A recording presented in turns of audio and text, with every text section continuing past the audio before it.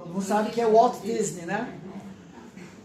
Walt Disney e os desenhos animados, os filmes, tudo que nós amamos da Disney, começou de forma muito simples. Há muito tempo atrás, talvez de forma bem semelhante, um dos nossos netos, no dia da vovó, que a minha esposa tem toda terça-feira, com os netos que tem por perto. Infelizmente tem vários que estão longe, mas ele chegou no final do dia da vovó e mostrou para mim um filme que ele tinha feito.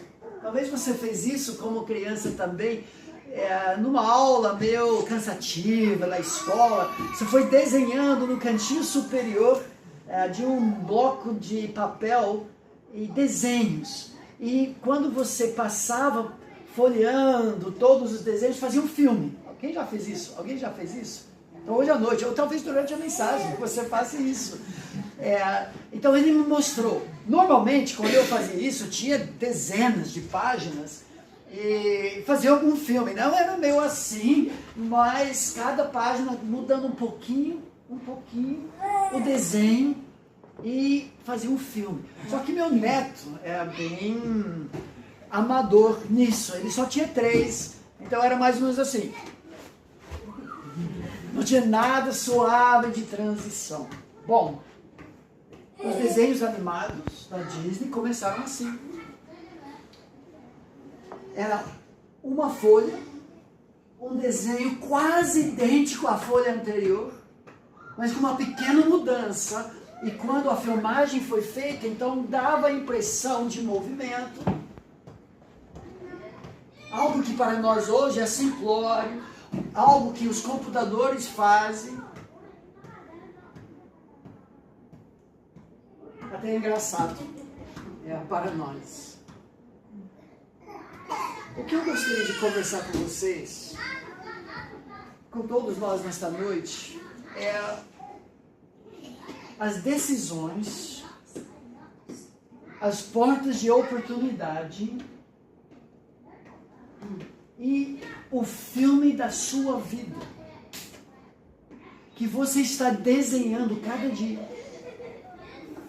Cada dia nós estamos tomando decisões, passando por portas de oportunidade ou deixando de aproveitar dessas portas.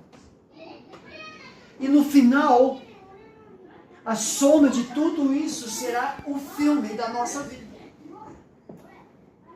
É interessante que o livro de Efésios diz assim: portanto, estai atentos para que o vosso procedimento não seja de tolos, mas de sábios. Parece o livro de Provérbios.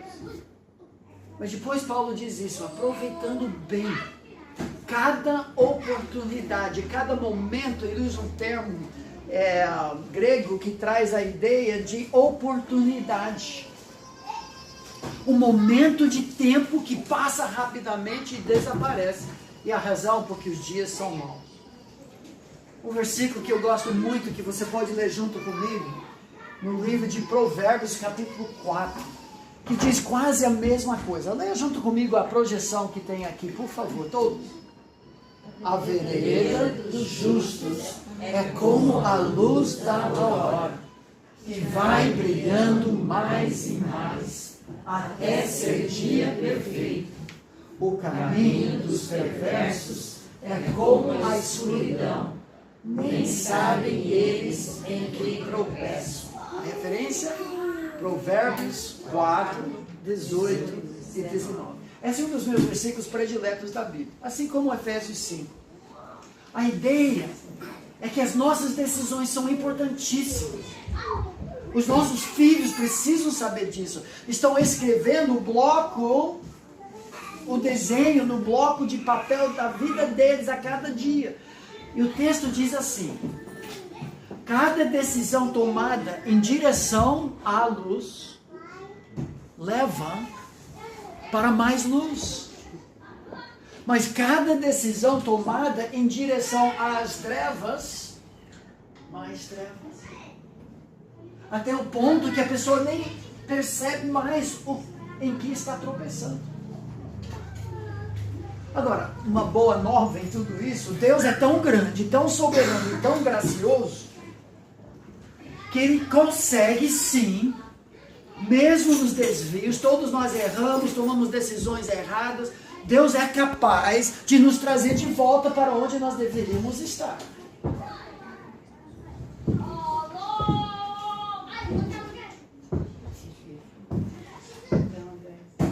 Só que nós perdemos o que talvez seja de mais precioso: tempo. Cada momento de tempo, uma oportunidade de fazer um investimento para a eternidade. E o que eu quero compartilhar com vocês, quero que vocês abram suas Bíblias agora. Para quem esteve conosco, na quarta foi Mateus 18. Ontem à noite o grupo estudou Mateus 11. Eu estou fazendo isso porque eu acabei de pregar 83 mensagens do livro de Mateus. E hoje à noite eu quero pregar as outras 81 que eu não preguei ainda essa semana. Não, brincadeira. Mais um texto de Mateus, Mateus 25. Um texto bem conhecido, é fácil. Não é difícil entender, mas é difícil aplicar. Investimentos eternos, que vêm como resultado de decisões temporais, oportunas, do dia a dia. Deixa eu contar outra história e depois a gente entra no texto.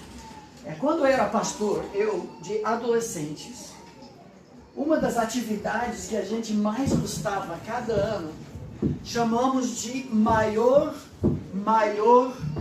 melhor. O que era isso? Nós separávamos os adolescentes em grupos pequenos de 4 ou 5 pessoas. Nós entregávamos para os adolescentes algo muito simples, pequeno, um clipe de papel. E a instrução era assim: vocês vão trocar 7 vezes esse clipe de papel em várias casas de amigos, de pessoas da igreja ou desconhecidos. E em cada casa você vai falar assim: nós somos um grupo de adolescentes da primeira igreja batista de Atibaia e nós temos um líder jovem, doido, americano, gringo, e ele nos deu essa tarefa de trocar esse objeto por algo maior ou melhor. A senhora não teria alguma coisa para trocar conosco? Era isso. Tinha que trocar 7 vezes e chegar na igreja dentro de 1 hora e 15 minutos. Então os grupos saíam e adolescente, cara de pau, chegava na primeira casa, explicava tudo. E a dona da casa falou: bom, eu acho que tem uma maçã certa? Claro, é maior e é melhor. E trocava. Na segunda casa, trocava para sonho de valsa. Na terceira casa, outro objeto. Sempre alguma coisa um pouco ou maior em tamanho, ou melhor, ou ambos. Não aconteceu conosco, mas eu soube de um grupo de adolescentes que fez isso uma vez, que voltou com uma casca de Fusca.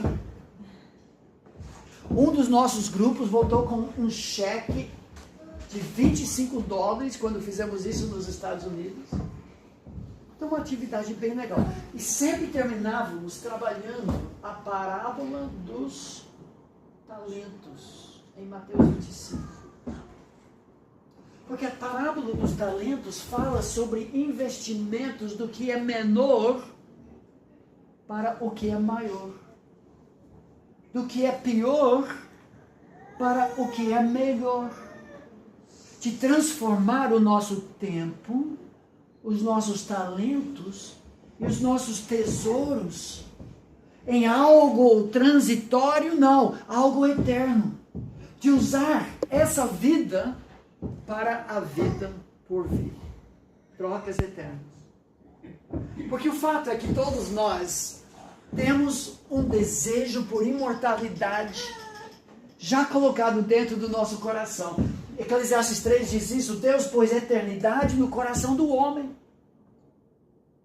Aquele desejo de terminar a sua vida com algo substancial e não tanta areia passando pelos seus dedos. Eu gosto demais e transformou a minha vida, Salmo 90, quando diz assim: nossos anos acabam-se como um suspiro. Os anos da nossa vida chegam a 70, ou para os que têm mais vigor, a 80. Mas o melhor deles é cansaço, enfado, pois tudo passa rapidamente e nós voamos. Mas depois o salmista faz essa oração. Ensina-nos a contar os nossos dias para que alcancemos coração sábio. Quando eu tinha 17 anos de idade, essa foi minha oração. Eu clamei a Deus que a minha vida tivesse algum valor que ultrapassasse simplesmente viver, passar pelos ciclos viciosos, de acordar, trabalhar, ganhar dinheiro, chegar exausto em casa, dormir. E repetir isso durante 40 anos, só para morrer.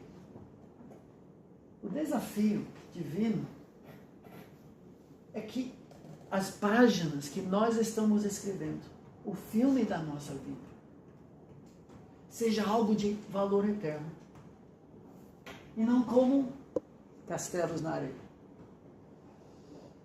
Eu creio que você tem esse desejo também. Mas às vezes, a vida, a rotina, começa a ofuscar isso. Esquecemos da razão por que nós estamos fazendo o que nós fazemos. Então, meu apelo seria nas palavras também de Jesus: pois que adianta o homem ganhar o mundo inteiro e perder a sua vida? Que daria o homem em troca da sua vida? Quando o Filho do Homem vê na glória do seu Pai com santos anjos, ele também se envergonhará de quem se envergonhar de mim, das minhas palavras, nesta geração adúltera e pecadora. Eu não quero isso para a minha vida. Semana passada nós estivemos ministrando para pais numa escola, numa igreja presbiteriana, coreana, lá no continente. Nós estivemos antes disso na ilha Jeju. Mas eu percebi na cultura coreana e eu percebo também na cultura japonesa, em que todos estão inseridos, uma supervalorização de estudo. E quando eu compartilhei com os pais que a prioridade deles não é intelectual, mas espiritual, se eles não ganharem o coração do filho, pode esquecer dos estudos. Primeiro, porque o discernimento moral, as decisões morais vão afetar o estudo intelectual. Um filho indisciplinado, preguiçoso, são características morais, não vai bem na escola.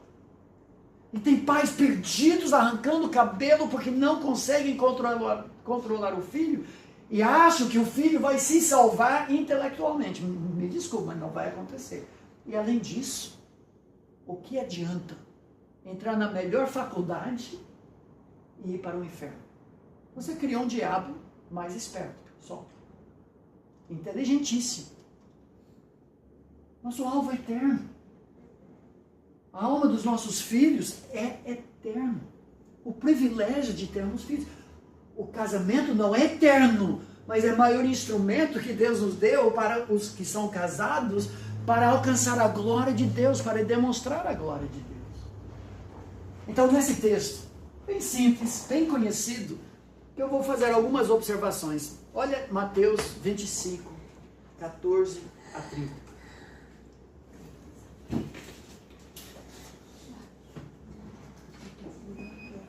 Deixa eu ler o texto. Vai mostrar duas perspectivas sobre as decisões da vida. Jesus começa dizendo assim: pois será como o homem. O que será? O reino dos céus. Uma história ele já contou sobre 10 virgens nos versículos anteriores. No contexto, está pronto para a chegada do noivo. Será como o homem que, ausentando-se do país, chamou os seus servos e lhes confiou seus bens. São mordomos. A um deu 5 talentos, a outro 2 e a outro 1. Notem essa frase: a cada um segundo a sua própria capacidade. Então partiu. O que recebera 5 talentos saiu imediatamente. É uma palavra-chave aqui. Não perdeu tempo, oportunidade. Saiu imediatamente a negociar com eles e ganhou outros 5. Do mesmo modo, ou seja, imediatamente, o que recebera 2 ganhou outros 2. Também 100% de retorno. Mas o que recebera 1 Saindo, abriu uma cova e escondeu o dinheiro do seu senhor. Não era dele. Depois de muito tempo. Isso representa a ausência de Jesus agora. O senhor daqueles servos voltou e ajustou contas com eles. Agora é dia da prestação de contas dos talentos entregues a cada um conforme sua capacidade. Então, aproximando-se, o que recebera 5 talentos, entregou outros 5, dizendo: Senhor, confiaste-me 5 talentos, eis que outros 5 talentos que ganhei. Disse-lhe o Senhor: muito bom, servo bom e fiel. Foste fiel no pouco, sobre o muito te colocarei. Entra no gozo do teu Senhor. E aproximando-se também o que recebera 2 talentos, disse: Senhor, 2 talentos me confiaste, aqui tens outros 2 que ganhei.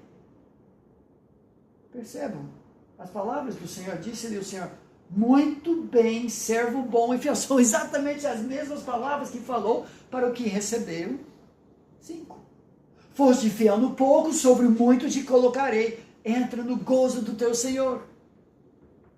Legal.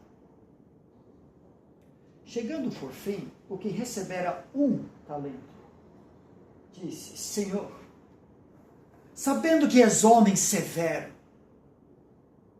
Que é isso? Imagina, numa cultura oriental, falar para o seu chefe: eu sabia que o senhor era muito chato. Que é isso? E o senhor não era assim. Que ceifas onde não semeaste, as juntas onde não espalhaste. Ou seja, o senhor é injusto, além de ser chato. Receoso, porque todo mundo tem medo do Senhor. Escondi na terra o teu talento, aqui tens o que é teu. É assim que a gente tem que ler esse texto. Respondeu-lhe, porém, o Senhor: servo mau e negligente. Sabias que ceifo onde não semeei, ajunto onde não espalhei? É mesmo? Cumpria, portanto, que entregasses o meu dinheiro aos banqueiros, e eu, ao voltar, receberia com juros o que é meu. Pelo menos isso. Se realmente soubesse. O fato é que ele era preguiçoso, infiel, mau. Era tudo papo furado. Tirai-lhe, pois, o talento e dai ao que tem 10, porque a todo que tem se lhe dará e terá em abundância, mas ao que não tem, até o que tem lhe será tirado. E o servo inútil lançai-o para fora nas trevas, ali haverá choro e ranger de dentes. É sério isso, né? Deixa eu fazer algumas observações e algumas aplicações aqui. É mais ou menos isso que eu queria muito desafiá-los. As perguntas que esse texto responde. O que realmente vale a pena nessa vida? O que há de nos sobreviver? Periodicamente a gente tem que parar tudo e reavaliar a nossa vida. O que estamos fazendo? Por que estamos fazendo? A vida não examinada, disse alguém, não vale a pena ser vivida. Como construir uma vida com significado duradouro? Como influenciar minha família para a eternidade? Que tipo de investimento estou fazendo com tempo, talentos e tesouros? Como vou usar os anos que ainda me restam? Eu não sei porquê, mas eu tenho 57 anos. 2 anos atrás, 2 dos meus melhores amigos faleceram no mesmo ano. De forma surpreendente. Um já tinha câncer, mas aparentemente tinha sido curado. E o outro, meu chefe lá, amigo nosso, Paulo Franz, reitor do nosso seminário, andava 40 quilômetros de bicicleta cada dia, morreu de infarto. Assim. O nosso pastor da igreja em Atibaia, pastor Mendes, esteve aqui, junto com o Éder, quando a notícia chegou. Eles estavam na estação de trem, eles souberam aqui sobre a morte do meu vizinho, algumas horas antes da gente, que morava alguns, talvez 300 metros dele. Aquelas 2 mortes me marcaram muito. Não sei se eu tenho 5 minutos, 5 anos ou 34 anos, não sei. Mas aqueles momentos, todo dia eu lembro. Eu não quero perder uma oportunidade. de investir tempo, talentos e tesouros naquilo que me dará um retorno. Não é egoísmo, eu quero que seja para a glória de Deus. Mas eu não quero desperdiçar essa vida. Essa parte do livro de Mateus, de fato, é um manual de sobrevivência, dentro do contexto que Jesus está falando sobre sinais do fim. E a mensagem é que nós temos que estar preparados. O tempo do fim está próximo. Quem não crê nisso, não leia o jornal. A parábola dos talentos, então. Quais são as observações? Primeiro, a parábola é sobre como o reino dos céus funciona. Jesus quer que a gente entenda. Haverá um dia de prestação de conta. 2. A parábola está no contexto da preparação para a segunda vinda de Jesus. Antes disso, conta a história das virgens. 5 preparadas. 5 não preparadas. 5 dançaram. 5 entraram. A mensagem principal: esteja pronto para a volta do seu rei. O tempo é curto, as necessidades são grandes. Deixa eu esclarecer. Quem esteve conosco na quarta-feira à noite sobre a parábola do perdão, levante a mão. Então, uma prova. Aquela parábola falou do servo que devia 10.000 talentos. Lembra disso? Alguém lembra quanto pesava um talento? Quantos quilos? Onde vocês lembram? 48. Não? Quantos talentos? Um talento era um peso de metal precioso. O quê? Pode falar. Não, escrito ali. Tá bom, é muito esperto. Vocês têm, né? Dependendo da época, era 26 a 36 quilos de algum metal precioso. Então, Pergunta o preço. era 10 bilhões, né, o valor total. O talento era um peso monetário. 5 talentos era uma confiança muito grande. Vezes 26, nivelando por baixo de ouro ou prata. O mestre distribuiu os talentos conforme a capacidade de cada um. Lembra aquela frase? Tem uma lição aqui importante para nós. Deus nunca vai cobrar de nós o que Ele primeiro não deu a nós. Se você não consegue cantar afinado de forma alguma, Deus não vai cobrar isso de você. Você não vai entrar no coro angelical lá no céu. Ela já está fora. Deus não vai cobrar o que Ele já não deu. Isso também tem uma lição para nós em termos do nosso orgulho. 1 Coríntios 4:7 pergunta: por que você se vangloria de qualquer coisa? Se Deus aqui nem deu tudo, nós somos mordomos. Nós é que administramos o que Deus já nos deu.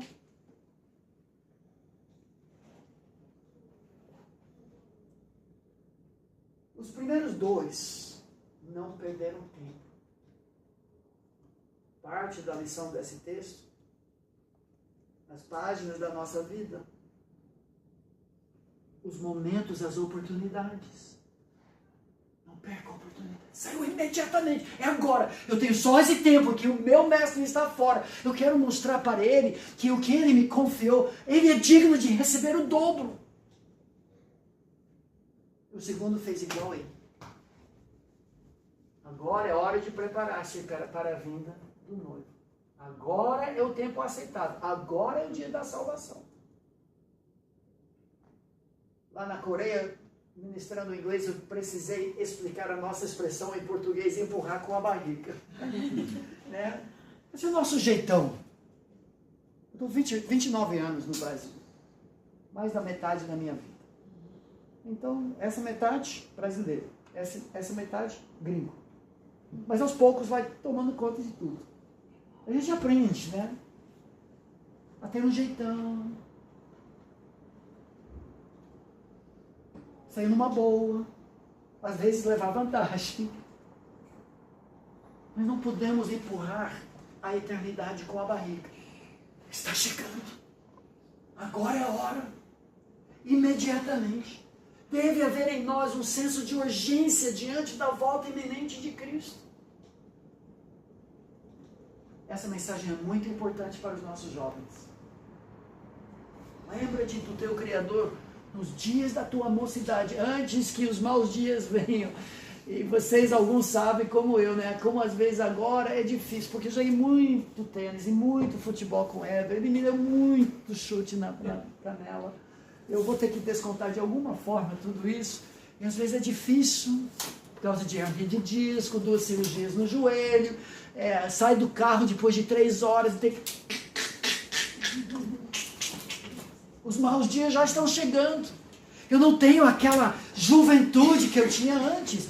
O tempo de serviço do Senhor já se encurtou muito. É para todos nós, mas especialmente para os jovens. Alguns desse texto e outros. Deixa eu fazer uma outra aplicação para vocês, para mim. E essa mensagem mudou a minha vida. Quando eu tinha 17 anos de idade. E tudo começou quando eu vislumbrei pela primeira vez, como crente já, desde os 5, 7 anos de idade, a eternidade. Eu não quero construir castelos na areia. Eu e minha esposa não estamos aqui a passeio missionário. Nós queremos voltar para a casa celestial com fruto. Estamos curtindo demais o tempo com Éder, Rosano. Hoje tivemos bom tempo com o Taê, com o pastor Carlos. Fantástico, conhecemos vocês nas suas casas e tudo, é muito legal. Mas eu tenho muita coisa para fazer do que simplesmente passear assim à toa. Vocês são oportunidade de fruto. Quais são os investimentos que nós podemos fazer? Que se multiplicam e são eternos. A palavra de Deus é eterna. A pessoa de Deus é eterna. E o povo de Deus é eterno. Então, um dos desafios para essa noite. Fácil de lembrar, não é? A palavra de Deus nunca passará. Tudo vai passar, mas essa palavra não. O investimento da minha vida no conhecimento da pessoa de Deus, ninguém nunca pode tirar de mim. E o investimento dessa palavra de Deus para o conhecimento da pessoa de Deus na sua vida como povo de Deus. Gente, esse é um investimento triplo. Isso rende mesmo. Eu quero dar minha vida para isso. Isso não quer dizer que ser missionário, pastor, coisa assim. Alguns de vocês estão em lugares que pastor nunca entrará. Vocês são estratégicos para o plano do reino de Deus. Para esculpir justamente o quê? A imagem de Cristo na vida de outras pessoas. Essa é a nossa vida. Ed, pode chegar aqui? Só para ilustrar o que está em vista aqui. Vamos imaginar esse bloco de granito, mármore, informe, feio. Mas quando abraça Jesus como Salvador, a palavra de Deus diz que o artista amor, Deus, o escultor, ele só vê a imagem de Jesus presa dentro dessa mármore. E agora ele manda o Espírito Santo em nossa vida, sempre usando a palavra. O Espírito Santo, o autor desse best-seller, maior best-seller da história do mundo. E esse é o instrumento que ele usa na talhadeira das nossas vidas. Nós somos os instrumentos submissos ao Espírito e à palavra que Deus usa para que o nosso cônjuge pareça mais com Jesus. Para que o nosso filho pareça mais com Jesus. Para que o nosso colega de serviço pareça mais com Jesus. Para que nosso irmão em Cristo seja através de aulas de escola bíblica dominical, seja através de uma palavra de encorajamento, uma mensagem enviada no meio de uma doença, ajudar numa mudança de casa, seja que for, esse é o nosso processo. Obrigado, Deus. Tudo que não parece Jesus, nós estamos tirando e fazendo investimentos eternos. Mais uma aplicação. 3 investimentos eternos: a palavra de Deus, a pessoa de Deus e o povo de Deus. Repita comigo. A palavra de Deus, a pessoa de Deus e o povo de Deus. Está meio fraco ainda. Tá bom? Vamos acordar aqui. 3 investimentos eternos da sua vida. A palavra de Deus, a pessoa de Deus e o povo de Deus. Mas o que nós vamos investir? 3 T's. Aqui. Já falei várias vezes. Tempo. Talentos. Agora eu vou mudar o significado desse texto. Talento agora não no sentido monetário, porque isso vem depois, e sim no sentido de habilidades, capacidades que Deus te deu. Dons. Em terceiro lugar, tesouros, os bens dessa vida para o além. Tempo, talentos e tesouros. Todos esses aqui são dádivas de Deus. Nós somos mordomos. Para alguns ele deu 5, para outros ele deu 2, para outros ele deu 1. O único diferencial entre nós são os 2 fatores que Deus usará para avaliar a sua vida algum dia. E eu vou dizer uma coisa: a tarefa de nós, ministros do Evangelho, é preparar o povo de Deus para o momento que você estará de cara a cara com Jesus, sentado no bema de Cristo. Nossa tarefa é séria. Nós estamos preparando o povo de Deus. Isso não quer dizer um momento de separação de ovelhas, de bodes, dos crentes dos não crentes. Não, essa questão já foi decidida. Estou falando dos cristãos. Todos compareceremos diante do tribunal de Cristo, do bema de Cristo. E agora você vai responder, não pelos pecados, não. Isso já foi resolvido na cruz. Vai responder pelas obras. Vai passar tudo pelo fogo.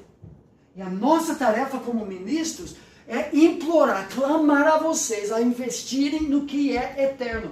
Nós vamos dar conta para como nós fizemos isso com vocês. Quais são essas áreas? O seu tempo, os seus talentos, os seus tesouros. Investiu na eternidade. Vai ser ouro, prata, pedras preciosas. O diferencial nisso é a perseverança de investir, investir, investir até voltar o seu mestre e fidelidade.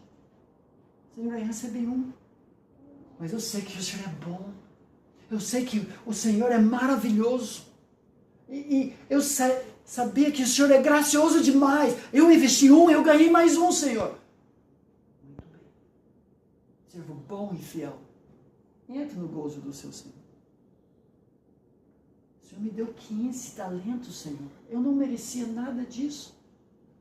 Mas desde a sua saída, Senhor, desde que o Senhor me converteu, eu tenho investido. E eu ganhei mais 15, Senhor. Muito bem. Servo bom e fiel.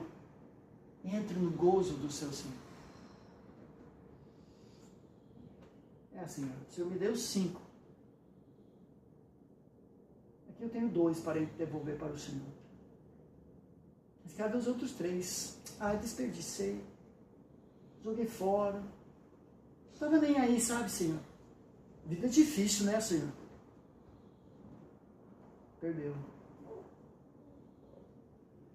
Esse foi o problema do outro servo, o mesquinhez. Nós já lemos toda a história. Ele, desconfiado e miserável, enterrou o seu talento.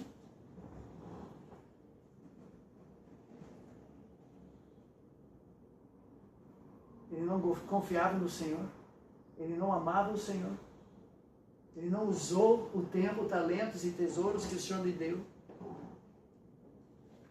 Ele revelou um coração não convertido. Ele não escreveu uma história bonita com as páginas da sua vida. Agora, eu reconheço, eu já desperdicei muito. Oportunidade de evangelizar. Oportunidade de contribuir. Talentos que eu poderia ter usado para o Senhor que eu não fiz. Todos nós somos assim. Deus é tão bom, tão grande, tão gracioso. Ele é capaz de restaurar alguns anos que os gafanhotos comeram. Lembra? O livro de Joel fala sobre isso. Mas eu não quero e nem preciso perder o que há de mais precioso, o tempo. Não faça isso. Os maiores buracos negros. Sabe o que é um buraco negro?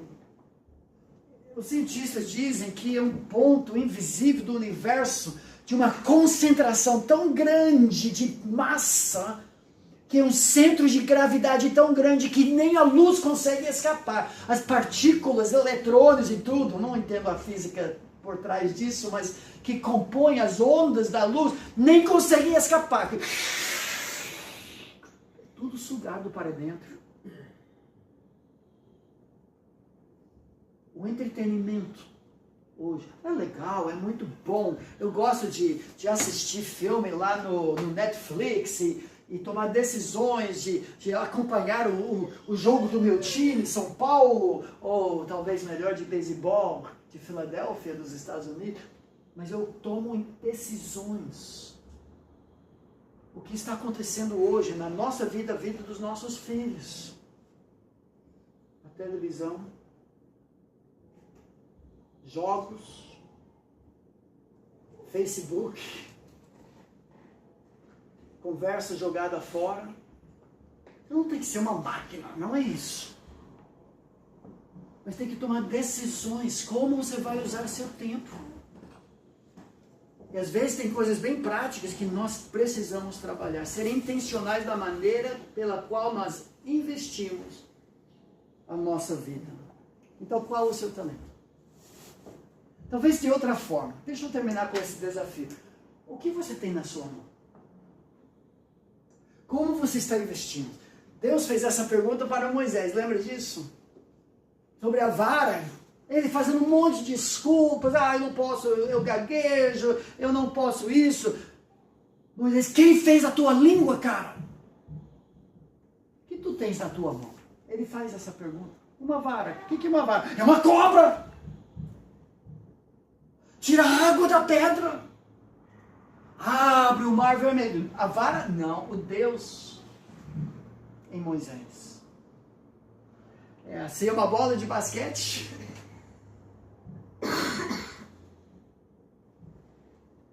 É para usar a bola de basquete para a glória de Deus.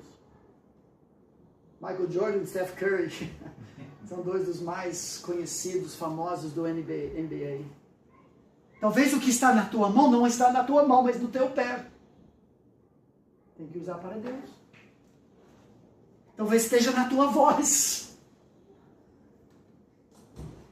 Eu penso biblicamente em algumas histórias. O que é isso na tua mão, rapaz? É só 5 pães e 2 peixes.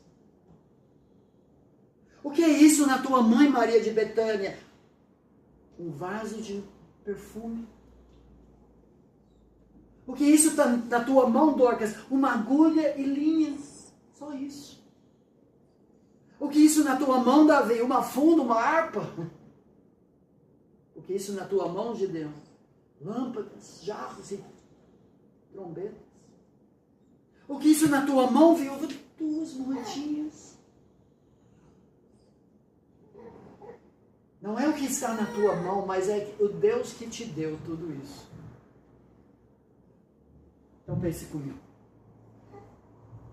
Seu dom espiritual ou dons? Você não sabe o que é isso? Você pergunta para o seu pastor e faz um estudo e trabalha isso para descobrir. Seus bens, seu dinheiro, sua vocação não é um emprego, é um chamado. Sua saúde, se é que tem, e o que tem, é para Deus. Sua habilidade mecânica. Eu não tenho, eu sou um Zé Esquerdo em coisas mecânicas. Eu preciso me cercar de gente que sabe fazer coisas assim. Deus pode te usar no reino de Deus. Seu senso de humor, Deus pode usar. Sua família, sua personalidade, sua experiência de vida, sua capacidade de organizar as coisas, seu tempo. Você é uma pessoa disciplinada. Tem pessoas no corpo de Cristo que precisam de você. Sua energia, sua compaixão, sua habilidade atlética, sua juventude, sua criatividade, sua aposentadoria, talvez período mais desperdiçado que pode ser tão redimido. Seu testemunho de vida, suas limitações Deus pode usar, suas crianças pequenas, seu hobby, pesca, esporte, música, artes, trabalhos manuais e muito mais. Eu e você, escrevendo o filme da nossa vida, página por página. Às vezes é meio desajeitado, às vezes é fluido. Mas Deus nos chama para fazer uns investimentos eternos. A palavra de Deus, fale comigo. A palavra de Deus, a pessoa de Deus e o povo de Deus. Investindo o nosso tempo, nossos talentos e o nosso tesouro. Vamos fazer tudo de novo?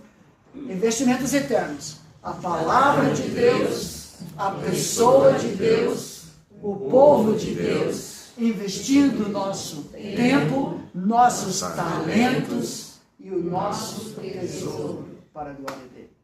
Amém? Amém. Deus abençoe.